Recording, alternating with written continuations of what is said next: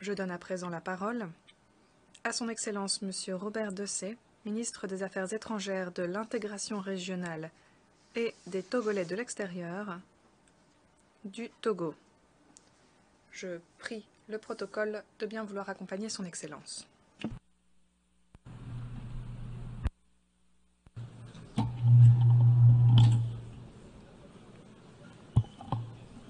Monsieur le Président de l'Assemblée générale, Mesdames et Messieurs les chefs d'État et de gouvernement, Monsieur le Secrétaire général, distingués invités, Mesdames et Messieurs, permettez-moi, avant tout propos, à l'occasion de la 78e session de l'Assemblée générale de notre institution commune, au nom de mon pays, le Togo, et de son Excellence, Président Faure Issa Gnassingbé, adresser mes chaleureuses félicitations à M. Denis Francis de Trinité et Tobago pour son élection et son habileté dans la conduite des travaux de cette session. My warm congratulations also go to not only to his predecessor, Mr. Shaba Kourosi, who chaired. Je voudrais également rendre hommage à son prédécesseur, M. Shaba Kourosi, qui a présidé à nos travaux l'année dernière. Mais surtout, je voudrais rendre hommage au secrétaire général Antonio Guterres, qui fait du mieux qu'il peut pour redonner aux Nations Unies l'image d'une institution moderne, et ce, malgré les tergiversations et la complexité du chemin vers la réforme.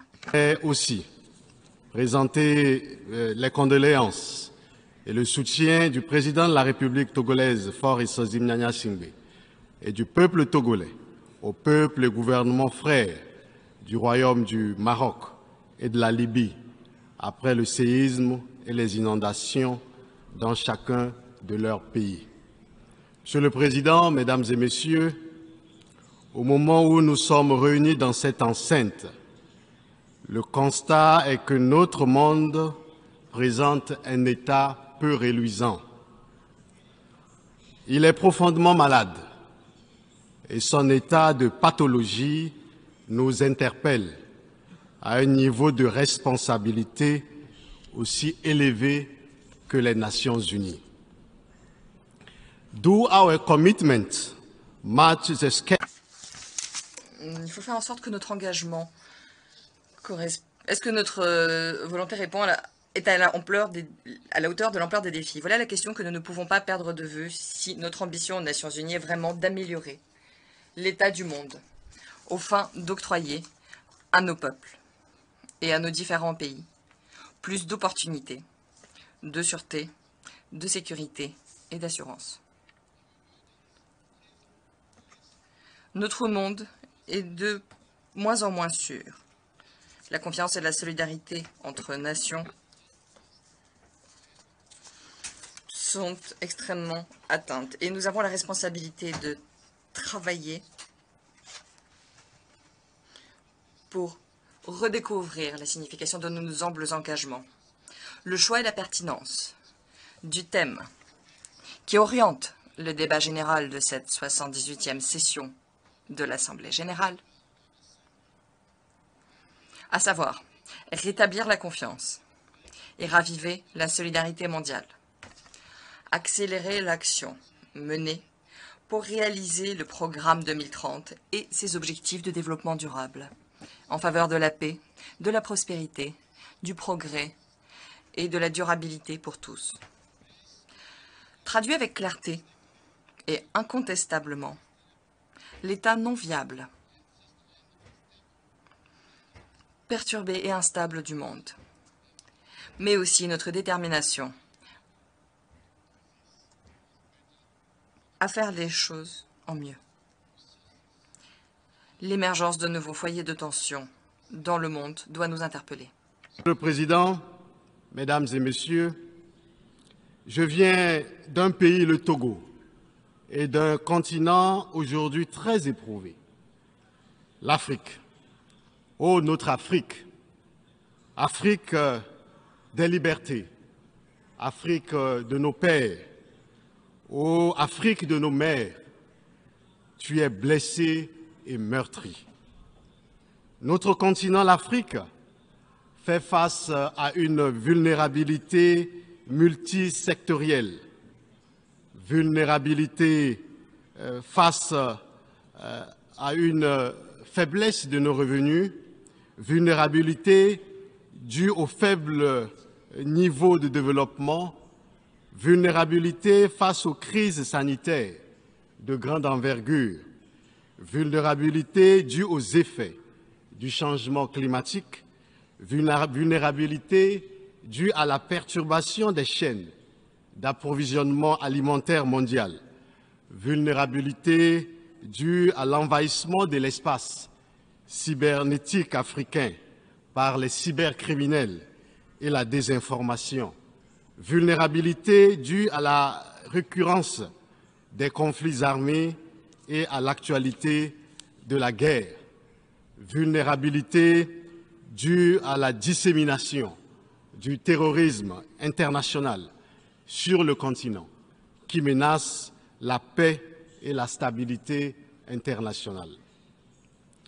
Le terrorisme s'est développé de façon inquiétante sur notre continent les dernières années au Sahel, dans la région de la Corne de l'Afrique, en Afrique australe et l'Afrique risque de devenir un sanctuaire du terrorisme international et de demeurer le maillon le plus faible du système sécuritaire mondial. Nos États de la côte du Golfe de Guinée, longtemps épargnés, ont commencé par payer un lourd tribut au terrorisme. Aussi, pour répondre efficacement à la menace terroriste, le Togo a-t-il pris des mesures innovantes et multisectorielles contenues dans son document de stratégie de lutte contre l'extrémisme violent adopté le 5 juillet 2022. Cette stratégie permet de concilier les approches sécuritaires et le développement en alliant à la fois des mesures opérationnelles et légales et des mesures plus souples et plus endogènes. Elle prend en compte le programme d'urgence pour la région des savanes, dont le coût global est élevé à plus de 324 millions de l'US dollar pour la réalisation des divers projets à l'horizon 2025 dans les secteurs de l'eau, de l'énergie, de la santé, des infrastructures, de l'éducation et de l'agriculture. C'est ici le lieu d'exprimer la reconnaissance du gouvernement togolais à l'endroit de tous nos partenaires dans la lutte contre le terrorisme et souhaiter un renforcement constant des différents partenariats pour venir à bout de cette nébuleuse terroriste. Face aux nombreuses situations de vulnérabilité et crises qui frappent l'Afrique et qui n'épargnent fondamentalement aucun pays du continent, le gouvernement togolais œuvre au plan national à faire progresser l'agenda de développement à travers une ambitieuse feuille de route 2020-2025. Le Togo a réalisé un ensemble de projets prioritaires aux retombées économiquement, socialement et structurellement épanouissantes pour nos populations. La santé à travers la mise en place d'une couverture santé universelle, la souveraineté alimentaire, l'inclusion socio-économique et le travail décent pour l'épanouissement de tous et une prospérité partagée restent les chantiers prioritaires de l'action gouvernementale. Monsieur le Président, Mesdames et Messieurs, les efforts du gouvernement visant à faire du Togo un pays ouvert au monde se poursuivent. Il nous tient à cœur de renforcer la stabilité économique, sociale et démocratique qui concourent à l'attrait des investisseurs et qui garantissent la place du Togo en tant que destination privilégiée. les actions multiformes que nous menons s'arriment aux engagements onusiens et africains des agendas 2030 et 2063 et s'inscrivent dans la quête commune d'un développement durable, partagé par tous les membres des Nations Unies. Dans ce programme, une place de choix est accordée à la protection et à la préservation de l'environnement. Il s'agit là de la traduction dans les faits de la détermination du Togo à s'unir à l'effort international en matière de lutte contre les effets néfastes des changements climatiques. Ainsi, pour gérer et protéger durablement les écosystèmes marins et côtiers, le gouvernement togolais a axé ses priorités, d'une part, sur la gestion et la protection durable des écosystèmes marins et côtiers, la réglementation de la pêche, la réduction de la vulnérabilité des personnes et des biens aux phénomènes climatiques extrêmes, et d'autre part sur la lutte contre la pêche illicite, non déclarée et non réglementée et la promotion de l'économie bleue. En matière de protection durable de l'environnement marin et côtier, le Togo a mis en place un programme régional de gestion intégrée du littoral et de lutte contre l'érosion côtière. Le Togo ambitionne d'assurer la protection de 90% de ses côtes à l'horizon 2025. Enfin, dans le cadre de la préservation et de la restauration des écosystèmes et la lutte contre la désertification, le Togo a lancé un important programme national de reboisement d'1 milliard d'arbres à l'horizon 2030, interdit l'importation, la commercialisation et l'utilisation du glyphosate et de tous les produits le contenant, ainsi que la promotion de l'utilisation des biopesticides et biofertilisants dans notre pays. Dans le domaine des énergies renouvelables, des partenariats stratégiques et diversifiés ont été noués pour la fourniture des services fiables, modernes et à moindre coût en milieu rural. Ainsi, les fonds d'accès à l'électricité par tous dénommé Fontinga a été créé avec pour ambition de permettre au Togo de garantir à l'horizon 2030 un accès universel à des services énergétiques fiables, durables, modernes et à un coût abordable.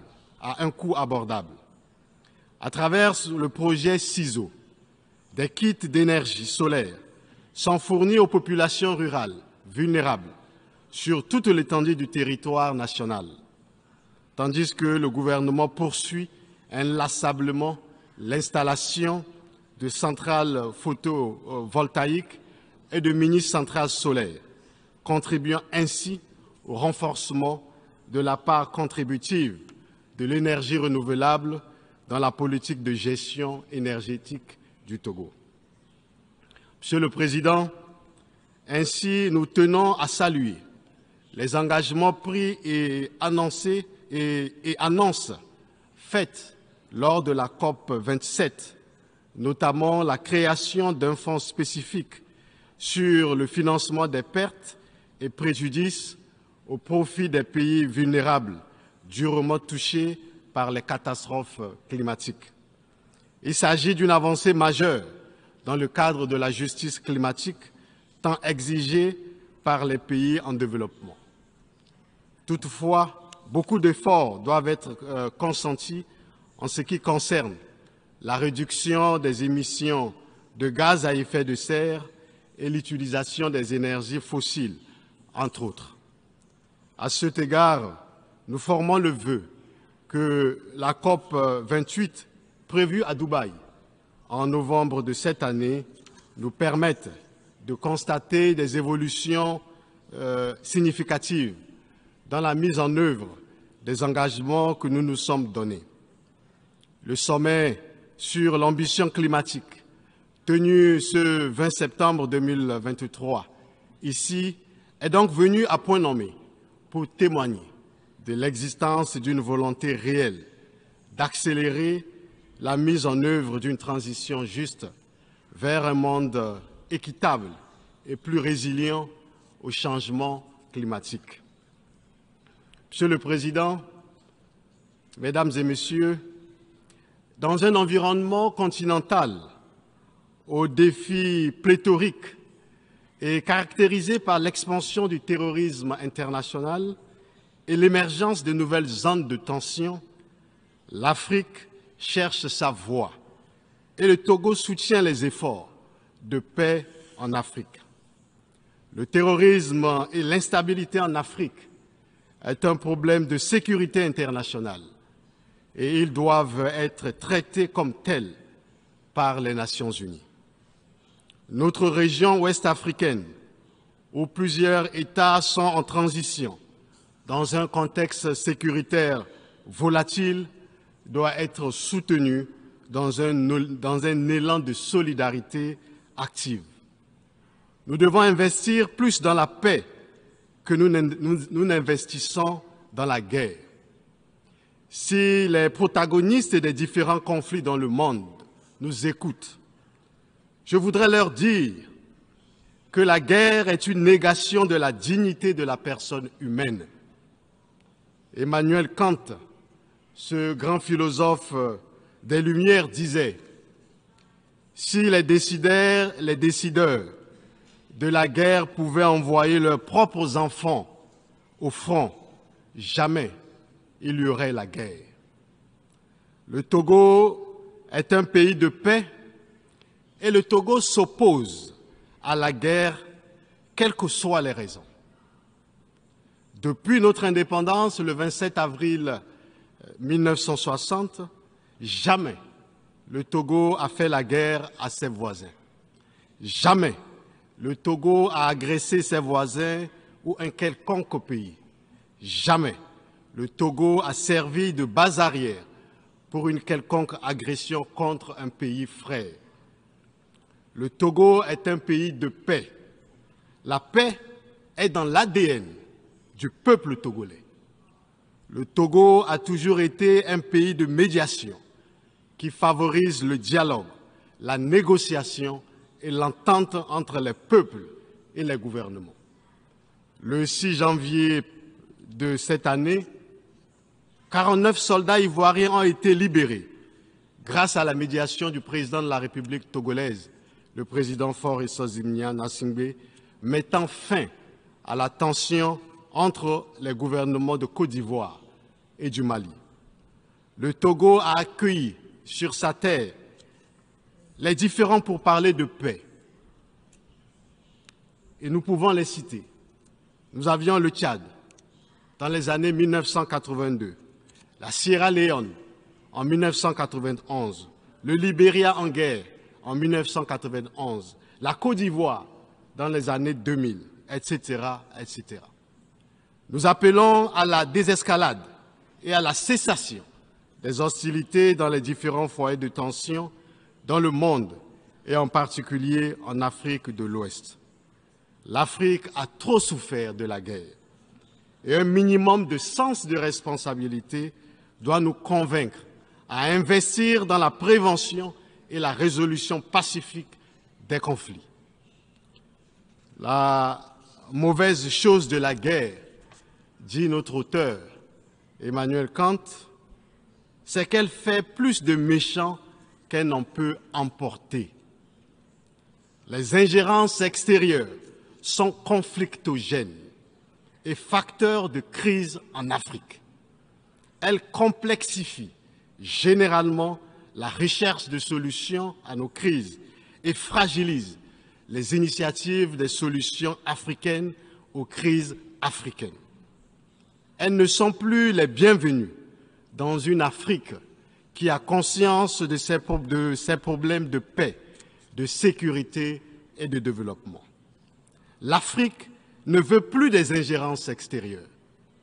L'Afrique veut rester elle-même et maître de son destin. Monsieur le Président, Mesdames et Messieurs, sur le continent africain, depuis quelques mois, le Soudan, pays frère, est affecté par un conflit armé qui suscite beaucoup d'inquiétudes. Conscient de l'importance de la paix et de la sécurité pour un développement durable et inclusif, le Togo, qui en a fait des axes principaux de sa politique de développement, a abrité, sous l'égide du président de la République, le président Faure Gnassingbé, en juillet 2023 à Lomé, un dialogue consultatif et de concertation entre les leaders politiques et militaires du Darfour en vue d'apporter sa contribution à la résolution de la crise ou du conflit soudanais.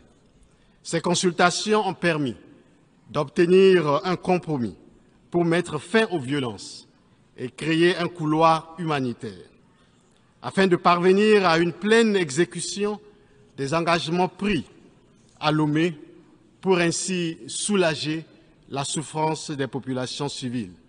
Nous exhortons les parties soudanaises au conflit à privilégier la voie du dialogue et la concertation pour un règlement rapide des différends dans l'intérêt supérieur du Soudan. Nous avons l'espoir que la démarche togolaise, qui vient en appui à d'autres initiatives, contribuera à mettre un terme à ce conflit qui, curieusement, ne bénéficie pas de l'attention dont elle devrait faire l'objet de la part de la communauté internationale. Ces derniers temps sont tout aussi marqués en Afrique, de l'Ouest et du Sahel, par des dévolutions inconstitutionnelles du pouvoir, avec l'instauration des régimes de transition dont la réapparition, au-delà des interrogations qu'elles suscitent, nous font l'obligation de repenser nos systèmes de gouvernance. These and many other issues. Ces problématiques et tant d'autres seront examinées dans le cadre du Forum pour la paix et la sécurité de Lomé. La première édition de cette manifestation est prévue pour les 21 et 22 octobre 2023, sous le thème du renforcement des transitions vers la gouvernance démocratique en Afrique. L'objectif est d'examiner comment développer des stratégies visant à relever les défis des transitions politiques, et ce d'une manière coordonnée, pertinente et efficace. Face aux crises politiques et sécuritaires qui transforment l'Afrique, il est plus que nécessaire d'adopter une posture d'adaptation. Togo et certains autres pays ont décidé, donc, à Lomé, en mai 2023, de créer l'Alliance politique africaine, qui se veut un cadre de concertation, de dialogue politique et d'action commune, fondé sur des liens historiques de fraternité et les principes d'égalité souveraine des États, d'indépendance et d'unité d'action. Réforme du Conseil de sécurité des Nations Unies. Nous ne voulons plus revenir dessus. L'Afrique, nous l'avions déjà dit, ne peut plus rester en marge de l'instance à laquelle il revient d'assurer la paix et la sécurité internationale.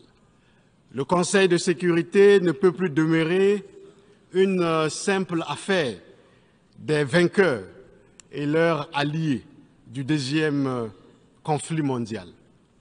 Rien ne peut plus justifier le maintien du statu quo. La structuration idéologique et institutionnelle du monde d'après-guerre est désormais obsolète. Le statu quo ne peut plus continuer. Monsieur le Président, Mesdames et Messieurs, nous sommes à une nouvelle ère des relations de l'Afrique et du Sud global avec le monde. Et l'Afrique n'entend plus dans la nouvelle dynamique rester dans l'ombre d'une quelconque grande puissance. Le temps où d'autres entités prétendaient parler au nom d'une Afrique qu'elles n'écoutent même pas ici, aux Nations Unies et sur la scène internationale, est révolu. Les partenaires de l'Afrique, nouveaux ou anciens, qui hésitent encore à accepter la nouvelle trajectoire prise par l'Afrique dans le processus d'évolution historique, doivent changer d'attitude, d'approche aussi, dans une Afrique qui a profondément changé. Ces dernières décennies, notre monde a subi de grandes révolutions silencieuses dont la signification profonde réside dans le renouveau qualitatif qu'elles induisent dans les relations entre les nations et qui les accompagnent dans leur propre histoire. La réalité du monde, c'est qu'il n'y a plus de centre de gravité monopolistique. Le centre du monde est désormais ici et nulle part ailleurs.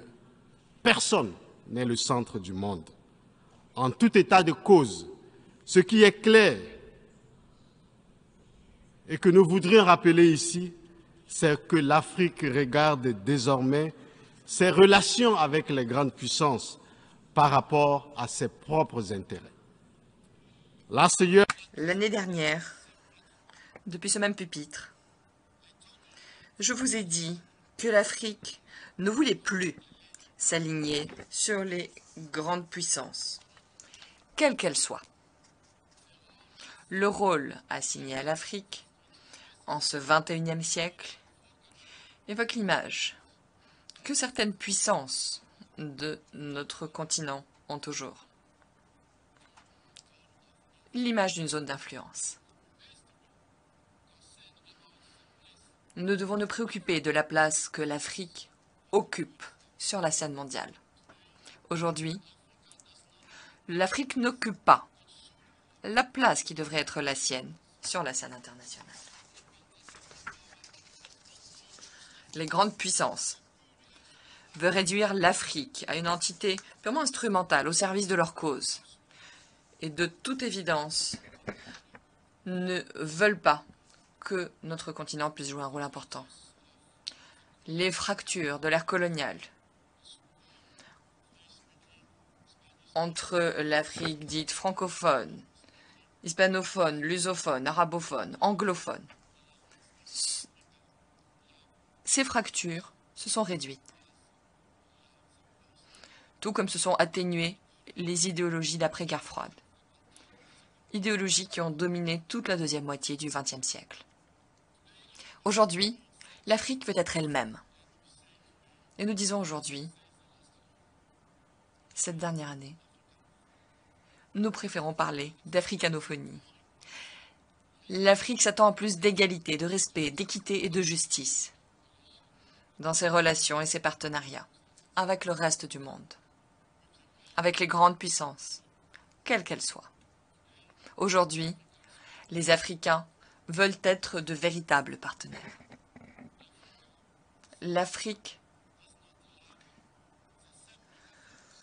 n'est pas dotée des mêmes haut-parleurs que les grandes puissances du monde, mais la voix de l'Afrique compte et doit compter si nous voulons que l'Afrique puisse être un véritable partenaire dans le cadre des grandes problématiques internationales. De l'architecture multinationale mondiale préoccupe l'Afrique au point qu'elle sera au cœur du 9e congrès panafricain de 2024 prévu à Lomé. Pour ceux qui ne le savent pas, le temps est celui du réveil africain, panafricain. Dans l'élan panafricain et conformément aux nobles objectifs des pères des indépendances africaines, l'Afrique et les Africains réclament et entendent porter leur voix, et ceci de façon souveraine, de façon libre, indépendante, sur la scène internationale. Monsieur le Président, Mesdames et Messieurs, L'Afrique sait ce qu'elle veut.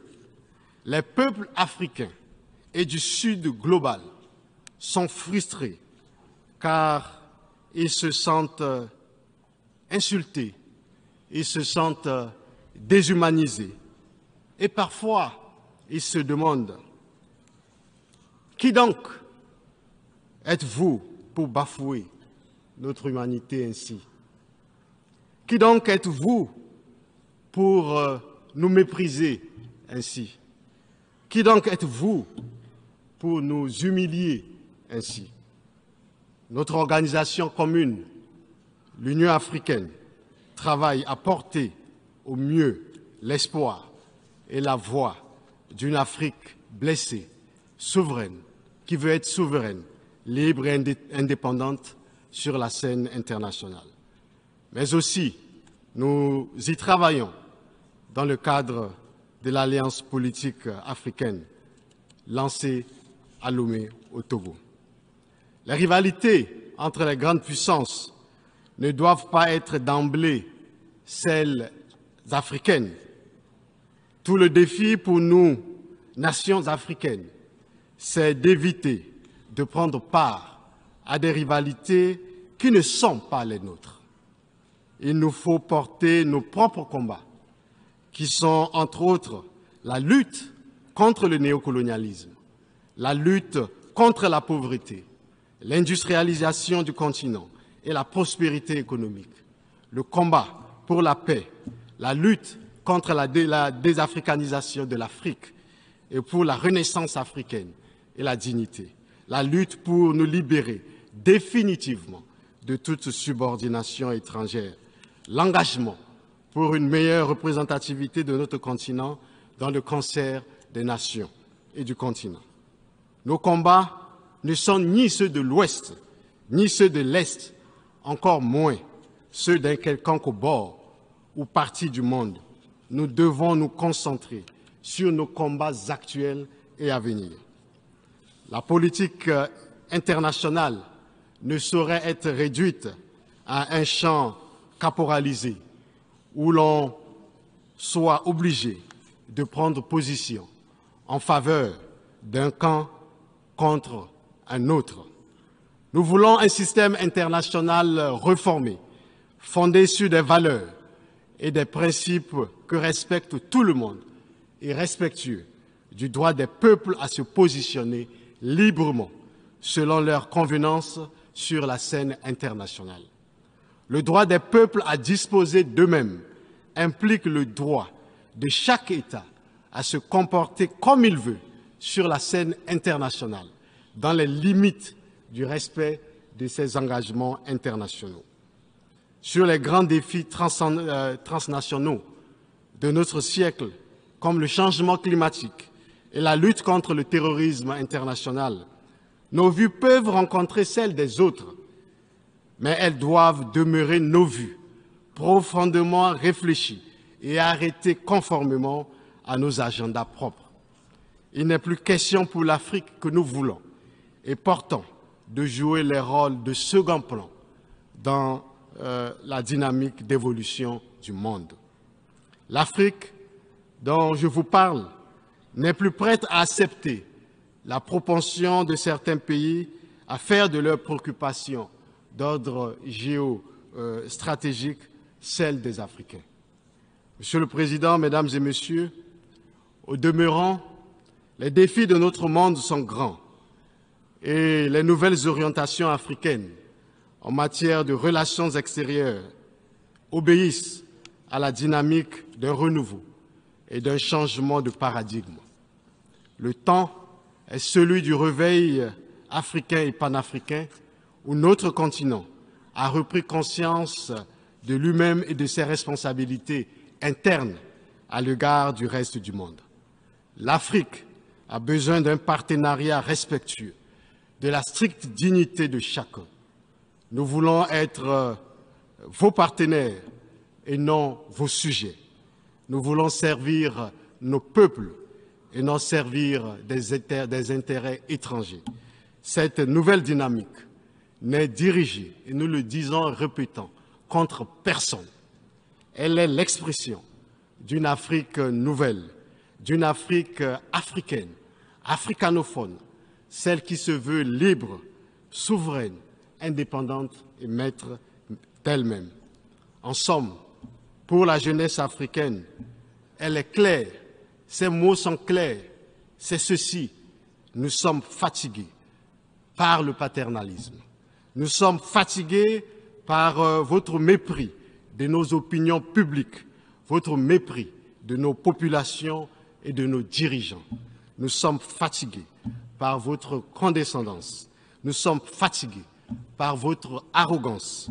Nous sommes fatigués et nous sommes fatigués. Je vous remercie.